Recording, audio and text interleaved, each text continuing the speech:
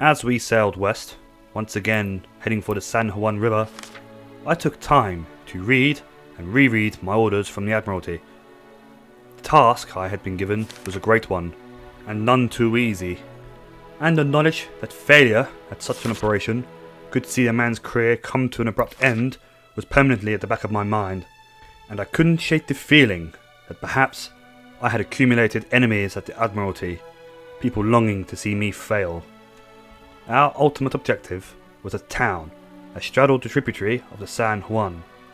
It turns out that since we'd captured the battery at the mouth of the river, the Spanish had been hard at work preparing new defences, and it was in this town that the workforce and a new, enlarged garrison were stationed. We landed without issue at the mouth of the river, and there, courtesy of our new garrison, we received a pair of guns to take with us on our mission, and so marched north towards the town. The plan that I and the commanders of the companies of my ragtag force had come up with was for a two-pronged attack. The main force, having already landed, would take the southern part of the town. Once that had been achieved, would fire a rocket flare into the sky to alert the ships that would sail upriver to land the rest of our force on the enemy flank. This would allow us to encircle the island that the main part of the town was built on. A simple, but not necessarily easy task. After marching for several hours, we finally approached our objective. To the south of the town was a dried up riverbed, apparently undefended, but I ordered the Royal Marines to double to the other side before the enemy could block our passage. The army companies had insisted on keeping cadence with their drums. It made for a quick marching pace, but no doubt the Spaniards had heard us coming. And indeed, as the main force crossed the ford, enemy skirmishers approached, and the battle began. My original plan for the marching contingent was to march straight up the road and attack the town in column, but two of the army's captains had talked me out of it. They were, after all, the experts at land warfare, and they had advised to extend it to line to the left of the road. That way we could advance on a broad front, sweeping away any enemy forces on the flanks. We could also use the hills between us and the town to mask our approach. And like I said, I considered them the experts at this kind of warfare, and so heeded their advice. But rather frustratingly, as my men formed up for the advance, some enemy skirmishers escaped to the south side of the dried up river. I was forced now to leave men behind to guard the crossing to stop the enemy skirmishers attacking me in the rear. At last, my men were formed up ready to begin their advance upon the town, and I was grateful for adopting the formation that had been advised me by the army captains. Enemy forces had been sighted to the southwest of the town, a company of infantry supported by a battery of guns. These forces would no doubt attack me in the flank if I advanced straight up the road, causing unnecessary losses. And to the south, my men continued to battle with enemy skirmishers on the south side of the dried up riverbed, and those skirmishers were proving to be a very effective pain in the arse. But I now ordered the assault to be launched, and my left flank, hidden behind the ridge, charged over the crest of the hill and down towards the enemy in the woods. The Spanish gunners had their guns aimed at the road, and couldn't bring the guns about quick enough to engage my forces as they came down the hill towards them. The lads fired one devastating volley and then charged the enemy guns. The Spanish gunners quickly surrendered, and the enemy right flank began to fold. And with those guns out of the way, my men on the right flank could now begin a general advance upon the south side of the town. This allowed us to bring our own battery of guns forward, and they began to bombard the enemy defences at close range. Apart from the Spanish skirmishers, most of their forces seemed content to fight us from fixed emplacements, not using much manoeuvre to outflank my positions or try and force my men back. But some hard-pressed Spanish defenders had escaped to the south to join their comrades on the south side of the riverbed, adding to my frustrations in that area. And with the outskirts of the town clear, my men began their advance on the town proper. They began fighting their way through the crop fields towards the buildings, and at last Spanish defenders began to manoeuvre to counter the threat. A combination of artillery and better musketry of my infantry began to wear the enemy down, and many of their companies began to retreat north over the bridge to the main part of the town. And this was our chance. My companies began to move in and prepare to occupy the buildings. From my position at the guns, I could use my spyglass to survey the progress of the battle, and it was quite clear that before we even properly secured the southern side of the town, that the enemy were preparing a counterattack from the other side of the river. Columns of enemy infantry began to advance across the bridge, and my men prepared to receive them. I have to admit I was impressed by the Spanish advance. They came on doggedly in the face of heavy resistance, and my guns alone were sweeping whole groups of men away. But for a moment they recaptured the village, but it was no worry. It was all part of the plan, in fact. My men had been ordered to give ground to the oncoming Spaniards. And as the Spanish troops began to move back into the buildings in the southern part of the town, they found themselves surrounded on three sides. And my men poured on volley after volley into the enemy ranks, till at last the demoralised Spanish troops began to break. And so once more my men began to move back into the buildings. And as it became quite clear that a general Spanish retreat was imminent, I ordered one of my men to prepare the signal rocket that would alert our ships and bring them up the river, ready to carry out their landings. Captain Morrison, our ships have been sighted moving upriver. You take command here and keep the Spanish pinned in the north side of the town. I'm heading to the landing sites to welcome our troops and take command there. Once my men are ready, I'll send a runner to you with a message to begin the assault. Getting across that bridge will be a hairy business, but once you're established on the north side, I doubt the Spanish will be able to expel you. And so, as the ships drew near, I gathered my small four-man escort group and prepared to move to landing areas. And as we headed through the town towards the river, we had to pass the doctor's makeshift surgery.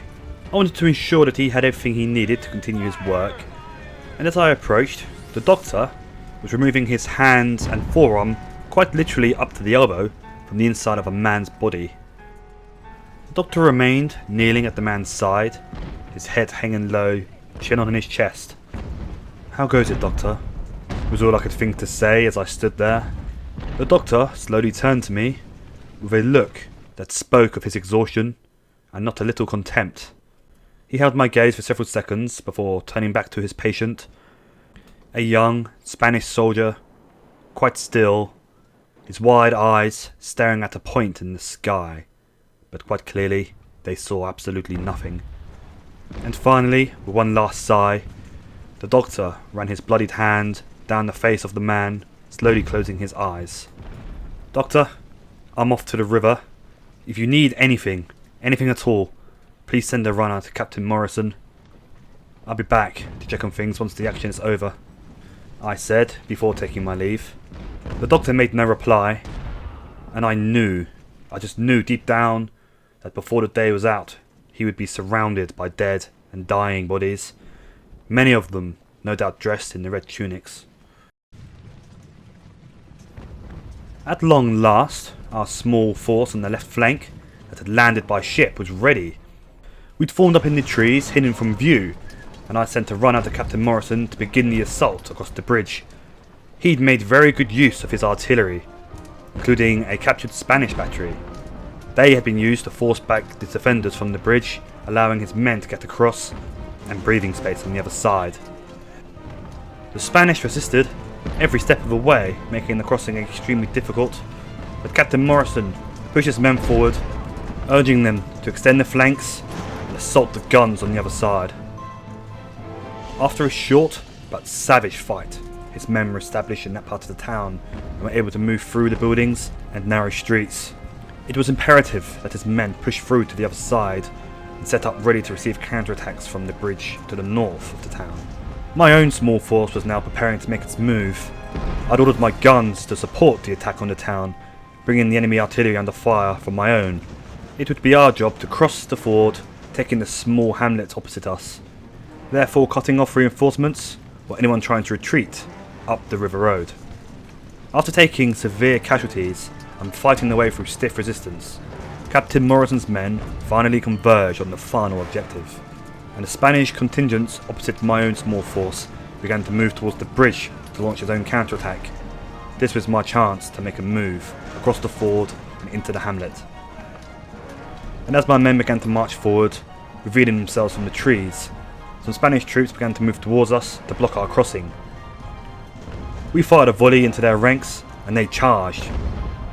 But But before we could get into hand-to-hand combat with the enemy, they were met by volley after volley from my amassed men. And as they retreated in disarray back towards the hamlet, my own men surged forward and I was swept up by the charge. Sword held high, swinging around my head, I screamed as I charged towards the enemy. And as my men and I swept towards the enemy, we failed to notice the artillery battery coming into action in the high grass to our right. It fired a single devastating volley that swept along the ranks of my men. And these were my own crew, these were men from the Galga. And as we paused in shock, a single volley from the enemy infantry to our front sent us reeling back. I received a grazing wound to my shoulder, dropping me to the floor, and 2 of my men had to assist me back across the river to safety. The wound wasn't bad, but I was losing a lot of blood, but I refused to withdraw to the doctor's aid post. I had a job to do.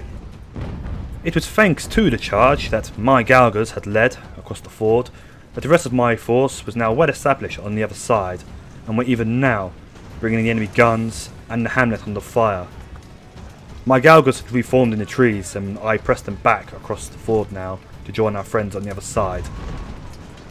And to the southeast, the Spanish had launched a counterattack across the bridge, temporarily reclaiming a bit of ground on the other side, forcing Captain Morrison's men back. But as my force crossed the ford, we were now able to wheel right, capturing the enemy between a pincer. Caught between 2 fires, many of the enemy soldiers began to throw down their weapons and throw up their hands in surrender. The hamlet and the supply depot that it held was now under our control, and Captain Morrison, having successfully countered the enemy counterattack, had now recaptured the most northern reaches of the town. Nevertheless, many of the Spanish soldiers refused to admit defeat, throwing themselves at our guns and our volleys. Casualties on both sides had been extremely heavy throughout, and so men from both sides refused to allow their comrades to die or suffer in vain, and wished to extol a vengeance upon the enemy. But it was of course inevitable. My men had already won. The Spanish just refused to admit it. And so, with victory within our grasp, I finally dragged myself to see the doctor. I had been right. He was indeed surrounded by the bodies and the dying from both sides, but there were far more redcoats there than I ever wished to see again. I was convinced that someone at Admiralty headquarters had let us down. I believed, and many of the army officers agreed with me, that our force had been far too small for the objective that we were to achieve. Headquarters must have known of the approximate enemy strength. They had sent spies here before us. That's how they come up with the operation. I was determined to find out what had happened. Those chaps over there. What have you done to the place, you bastards? Oh, no, he's not very nice. I was only joking, sorry. Now, warning you, mate. I might be from around these parts, but I won't stand for that kind of behaviour. I'm not into the grabby, bitey kind of thing. Alright, how about you? Take that! Cop a load of this one, matey. There we are. Nice.